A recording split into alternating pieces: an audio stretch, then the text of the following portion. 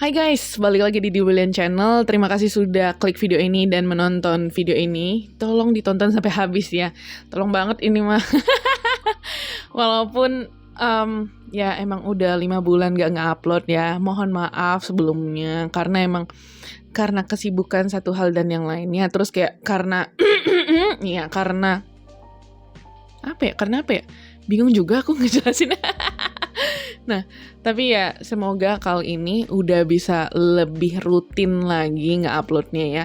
Dan semoga teman-teman yang nonton ini bisa nge-like, bisa nge-subscribe, dan juga nge-share video ini ke teman-temannya yang lain supaya bisa nambah subscribernya, bisa nambah viewersnya.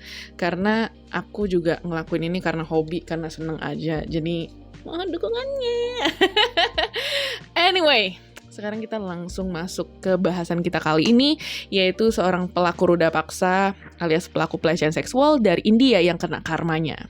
Dia adalah Bharat Kalicharan atau dikenal sebagai Aku Yadav.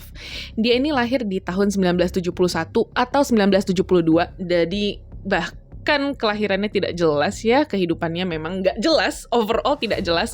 Yang jelas adalah tanggal kematiannya yaitu 13 Agustus 2004. Nah, kematian dia ini juga drama. Jadi mohon disimak sampai sampai akhir. Ya walaupun agak greget gitu, agak kayak emosi gitu, tapi ya di tengahnya membagongkan, tapi di akhirnya membahagiakan. Jadi cukup puas lah ya. Iya, oke. Kita lanjut. Aku Yadav ini adalah seorang gangster India. Dia adalah perampok. Dia adalah tukang maling, bukan maling ya. Dia tuh suka masuk ke rumah orang sembarangan, terus kayak ngacak-ngacakin rumah orang. Bukan maling ya, apa ya? Penyerbu rumah. Ya gitulah, nggak jelas. Pokoknya tukang nyerang-nyerang aja gitu. Terus tukang palak juga, tukang malak ya, malakin orang, minta-minta duit orang. Terus yang paling terkenal dari dia adalah pelaku ruda paksa. Dan dia punya korban sebanyak lebih dari 40 orang wanita, termasuk anak-anak juga. Nah, dia ini backgroundnya adalah seorang anak dari tukang susu. Dia dilahirkan dan dibesarkan di daerah Kumuh, Kasturba Nagar, di luar pusat kota India di Nagpur, Maharashtra. Nah, dia ini punya 2 saudara juga namanya Santosh dan Yuvraj. Tapi 2 orang ini tidak pernah ke blow up lah ke publik. Jadi memang si Aku Yadav ini doang yang terkenal karena kebejatannya dia ini. Nah, Aku Yadav ini setelah besar, dia tinggal tetap di daerah Kumuh ya. Dia juga berbisnis. Tapi ya, ngerti kan bisnisnya? Bisnis dia ini adalah bisnis membuka sebuah kerajaan kecil di mana bisnisnya dia ini intinya adalah memeras orang, mengancam orang, malakin orang. Kalau misalkan nggak dikasih, tinggal maki-maki, tinggal ngancem. Gua perkaos lu ya nanti ya. Lu mau ngasih gue nggak? Yang kayak gitu. Karena seperti yang kita tahu ya, bahwa stigma terhadap korban-korban ruda paksa atau korban pelecehan seksual itu kan masih berat ya. Jadi malah bukan dibebankan ke pelaku, tapi dibebankan ke korban. Dimana korbannya nanti pasti disalahin kayak, lu sih bajunya kebuka-buka, padahal belum tentu tuh bajunya kebuka waktu itu kan, bajunya ketutup. Kalau misalkan ketutup gimana? Terus pasti dibilang ya jangan keluar malam-malam apa segala macam gitu. Jadi memang untuk kasus pelecehan seksual itu masih berat sekali ke korban dibandingkan ke pelaku. Padahal seharusnya pelakulah yang harus disalahkan gitu. Walaupun memang korban harus melakukan tindakan preventif. Bukan korban, maksudnya ya wanita atau orang-orang yang rentan untuk mendapatkan pelaku pelecehan seksual itu harus menjaga diri. Tapi ya laki-lakinya atau orang-orang yang punya potensi untuk melakukan itu ya harus menjaga diri dong ya. Jangan cuma sisi korban doang gitu, tapi sisi pelakunya juga harus diedukasi dan dihukum dengan seberat-beratnya. Thank you for coming to my TED Talk. Yuk kita lanjut. Sampai goyang. Iya. Nah, si Aku Yadav ini akhirnya dia membangun sebuah geng lah ya. Istilahnya geng gitu. Dia punya kelompok di mana banyak anggota-anggotanya yang bareng sama dia malakin orang, terus ngeruda paksa dan segala macamnya yang lain-lain gitu. Nah, dan memang banyak sekali kasus yang dilakukan Aku Yadav ini. Dia juga pernah menjadi pelaku pembunuhan berantai. Korbannya ada setidaknya 3 orang, di mana ya itu semua dia lakukan karena dia merasa diri dia itu diancam sama orang-orang ini. Karena orang-orang ini nggak mau nurutin perkataan dia. Ini orang seperti ada anger management yang salah gitu ya. Dia anger management issue-nya ini loh, kenceng banget. Jadi sepertinya memang harus diruki ya. Nah, tapi ya bagaimanapun ya orangnya juga udah meninggal gitu. Which is ya sudah terlambat semuanya. Nah, tapi seperti yang kita tahu ya bahwa Akuyadov ini kenapa sih bisa bertahan sampai selama itu melakukan kekerasan, melakukan kejahatan? Ya karena ada backingnya, ada orang yang melindungi dia, yaitu polisi, coy. Nah, ceritanya gimana sih? Bayangin ya, dia ini kan ngebunuh orang nih ceritanya. Jadi dia ngerasa, ribet gue ngurusin mayat-mayat ini. Gue biarin aja deh mayatnya gitu. Tapi gue bakal nyuap polisi. Jadi dia menyuap polisi supaya polisi ini diem tentang kejahatannya dia. Jadi polisi juga menerima duit dari si orang gila satu ini gitu. Jadi ya mau gimana pun orang ngelapor, mau gimana pun orang mengeluh kesahkan tentang kejahatan dia, ya polisi itu ketawa-ketawa. Bahkan tuh ya ada cerita di mana bukan beberapa aja ya, banyak wanita yang udah datang ke kantor polisi. Tapi polisinya malah kayak ketawa-ketawa kayak, hahaha, lu korban, gitu. Dan ternyata setelah itu polisi ini melaporkan ke Akuyadov. Dia tuh ngomong ke Akuyadov kayak, lu tahu gak sih tadi lu dilaporin loh sama anu. Ya, buset, Akuyadov ini datang ke korban yang ngelapor tadi ya. Dia ngancam kayak, lu diem atau gue gituin lagi lu. Kayak, mind blowing.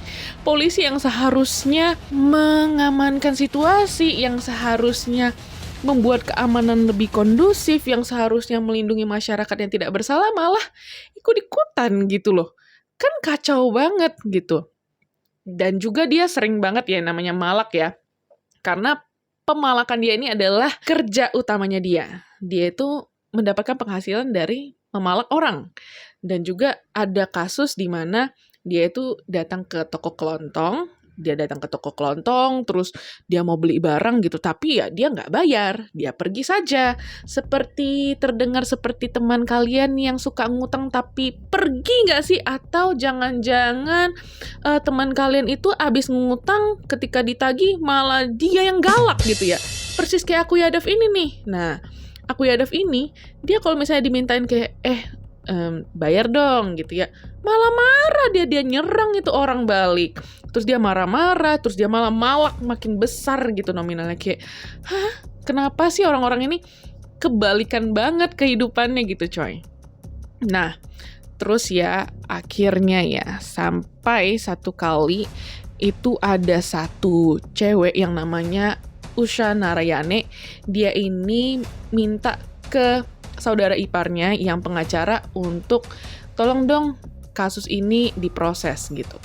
Nah, saudara iparnya ini kan udah tahu ya bahwa polisi itu nggak guna. Jadi mereka skip polisi dan langsung ke istilahnya kayak apa ya? Kayak Mahkamah Agung gitulah ya. Nah, tapi ya udah gitu. Gara-gara itu akhirnya si Akuyadov ini ya ditangkap.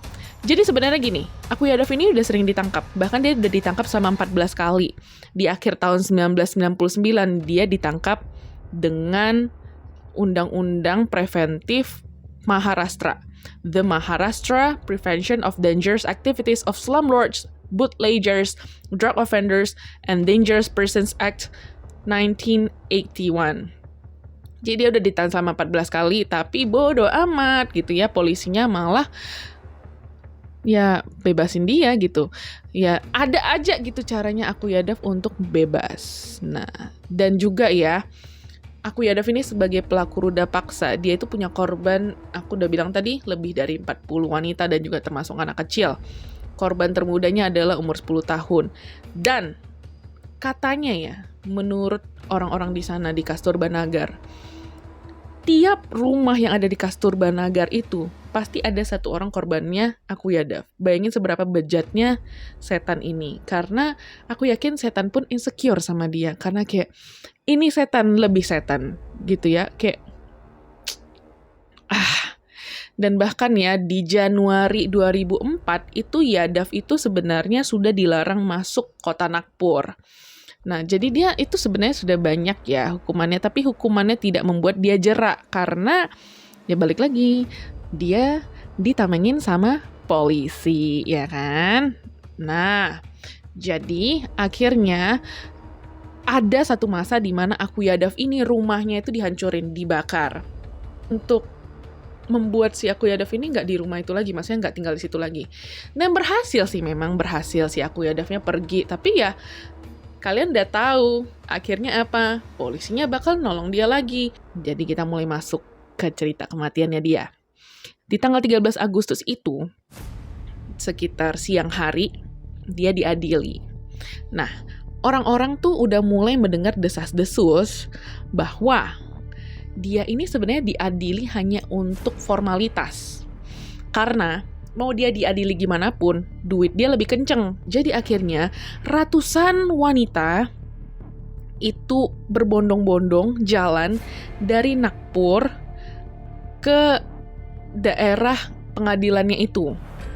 Nah, jadi ketika persidangan itu, ibu-ibunya ini ya datangnya itu bukan dengan tangan kosong, melainkan dengan tangan yang penuh dengan peralatan.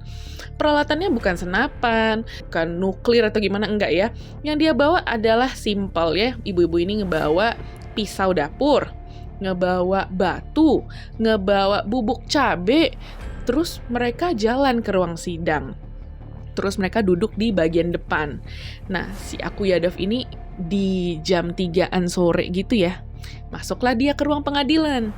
Dia kan udah pede banget nih, karena dia ngerasa kayak, pasti gue dibebasin nih, gitu loh. Nah, Akuyadav ini masuk ke dalam ruangan itu, dia itu melihat ada satu cewek yang udah dia lecehkan di ruang sidang itu juga.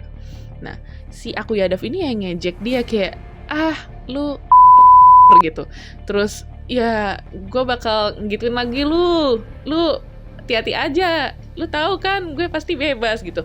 Dan mirisnya, polisi yang ngedengar itu, polisi yang ada di situ, ketawa dengernya kayak main blank banget gak sih? Gila, bayangin betapa sakit hatinya semua wanita itu melihat orang-orang atau institusi atau instansi yang harusnya melindungi mereka, tapi malah menertawakan kesengsaraan mereka kayak, Nah, akhirnya si wanita yang diejek sama si Yadav ini, dia buka sepatunya atau sendalnya, dia buka, terus dia pukulin kepalanya si Akuyadav ini. Nah, dia pukul Akuyadav sambil dia bilang, gua yang bunuh lo atau lo yang bunuh gue. Kita gak bisa hidup bareng di dunia ini. Gue muak sama lo. Harus antara lo yang mati atau gue yang mati. Gak bisa dua-duanya hidup. Kayak gitu. Seru kali ya kalau misalkan mukulnya pakai stiletto gitu. Kayak langsung buset gitu ya. Cuma kayaknya ya kalian tahu kan kalau misalnya di India mana mungkin pakai stiletto ya. Kayaknya ya mereka pakai alas kaki biasa aja gitu. Nah, kemudian dari situ mulailah tindakan yang ditunggu-tunggu, yang sebenarnya kita mikirnya kayak agak-agak serba salah ya. Karena di satu sisi ini tindakannya melanggar hukum, tapi kalau misalnya nggak dilakuin, kita yakin banget bahwa hukum tidak akan membantu, tidak akan melakukan hal yang sama. Akuyadav ini digantung oleh gerombolan 200-400an wanita yang muncul di situ. Kemudian dia digantung di ruang sidang itu, terus dia ditikam setidaknya 70 kali.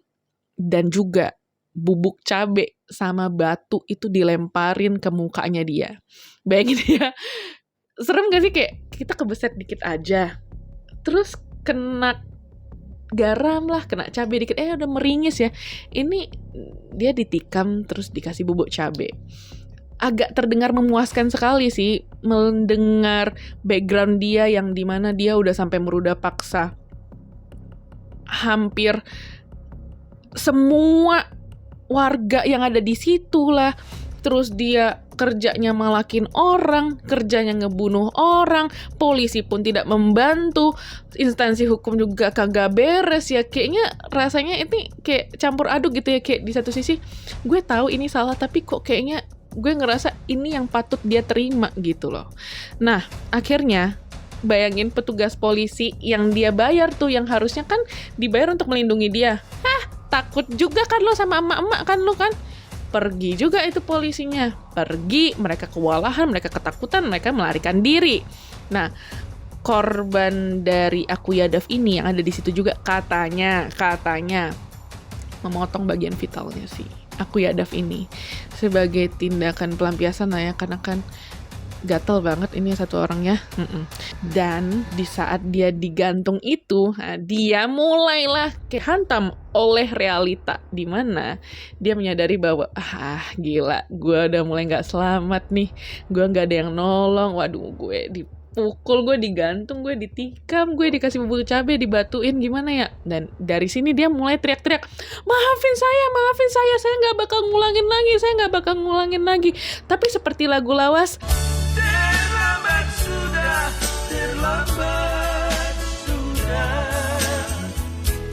semuanya telah berlalu. Wanita-wanita yang ada di situ nyodorin pisau mereka dan terus menikam. Dan mereka itu setuju ya, jadi mereka beratus-ratus orang itu, mereka kerjasama dan mereka berkeputusan bahwa masing-masing wanita yang ada di situ setidaknya harus nikam Akuyadaf 1 kali. Jadi istilahnya gue korban A, B, C gitu. Gue tuh melampiaskan apa yang gue alamin ke dia setidaknya sekali, kayak buak gitu. Jadi misalkan nih korban dia 200, berarti dia dapetnya 200 tusukan kayak gitu ya. Dalam 15 menit Akuyadaf meninggal. Akuyadaf mati di umur 32 tahun.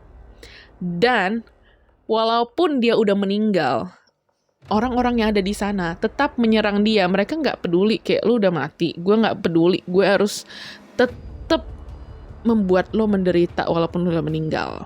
Nah, wanita-wanita ini yang 200 orang ini, mereka tuh sebenarnya nggak merencanakan bahwa kayak, oh ayo kita bunuh si Yadav bareng-bareng yuk di ruang pengadilan. Enggak. Mereka tuh memang tersebar aja dari mulut ke mulut kayak, ini loh, kita harus ngelakuin sesuatu untuk menghentikan si setan ini gitu. Karena mereka udah tahu bahwa hukum tidak berguna. Jadi mending pakai hukum gue aja, hukum rimba gitu. Mereka tuh tahu bahwa yang mereka lakuin itu adalah sesuatu yang mungkin salah di mata hukum. Tapi mereka dengan berani bilang bahwa itu semua perbuatan kita. Karena kita udah gak tahan dengan semua ini. Jadi mau gak mau, ya kita kerjain gitu. Dan sempat ada sekitar beberapa wanita yang kalau nggak salah 6 atau 21 ya, mereka itu ditangkap karena kejadian ini. Tapi karena ditangkap itu, polisi mendapatkan protes yang sangat besar dari warga-warga di sana. Jadi para pria, para wanita, semuanya itu mereka rame-rame datang ke pengadilan, datang untuk mendemo para polisi dan para badan hukum, meminta untuk wanita-wanita ini dibebaskan karena mereka menganggap ya yang dilakukan wanita ini benar, walaupun menurut lo salah dihukum, tapi kalau misalnya kita nggak ngelakuin itu, lo nggak bakal bergerak kayak gitu. Jadi polisinya ya kalah suara lah ya, badan hukum kalah suara, akhirnya mereka membebaskan wanita-wanita ini. Ditambah lagi tidak ada bukti yang cukup untuk menyalahkan mereka dalam kejadian ini. Nah, ketika kejadian ini udah selesai gitu ya, para wanita ini langsung balik ke Kasturba Nagar. Mereka tuh memberitahu suami mereka memberitahu ayah mereka bahwa mereka udah membunuh Akuyadaf. Dan perkampungan itu merayakan sebesar-besarnya kejadian ini ya. Keluarga-keluarga sampai nyetel musik dan nari-nari di jalanan. Terus mereka beli makanan, mereka bagi-bagiin buah, makanan ke tetangga mereka. Bener-bener kayak yang pesta pora. Kayak akhirnya pensiunan hakim pengadilan tinggi Bau Fahane, dia memang secara terbuka membela para wanita. Dia bilang dalam keadaan yang dialami wanita ini, mereka tidak punya pilihan lain selain membunuh Akuyadaf. wanita ini berulang kali memohon kepada polisi untuk membantu mereka, untuk melindungi mereka. Tapi polisi gagal untuk melakukannya, tidak melindungi mereka sama sekali.